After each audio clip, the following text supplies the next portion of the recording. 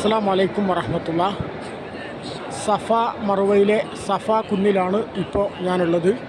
ഇവിടുന്ന് നേരെ തിരിഞ്ഞാൽ കാമ്പാലയം കാണാൻ പറ്റും.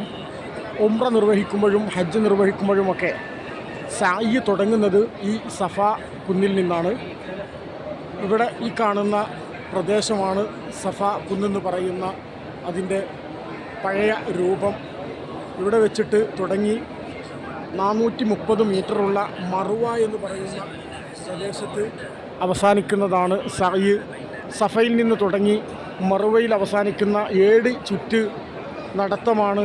അതിനിടയിലുള്ള ഓട്ടവും കൂടിയാണ് സഅയ് എന്ന് പറയുന്നത്. ഉംറ നിർവഹിക്കുമ്പോൾ വളരെ പ്രാധാന്യത്തോടു കൂടി നിർവഹിക്കപ്പെടേണ്ട റുക്നുകളിലൊന്നാണ് സഫ മറുവയിലുള്ള സഅയ്.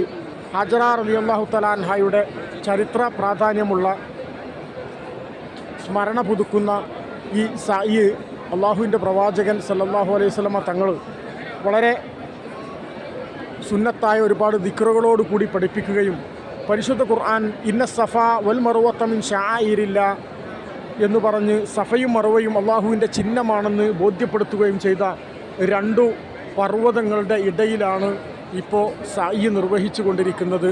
അള്ളാഹു സുബ്ഹാനഹു വ തആല ഹാജറ റളിയല്ലാഹു തആല അൻഹയുടെ ചരിത്രം നെഞ്ചിലേറാനും അവരോട് കൂടെ സ്വർഗത്തിൽ ഒരുമിച്ച് കൂടാനും വിശ്വാസികളായ ഈ ജനലക്ഷങ്ങൾക്ക് തൗഫീക്ക് നൽകി അനുഗ്രഹിക്കട്ടെ.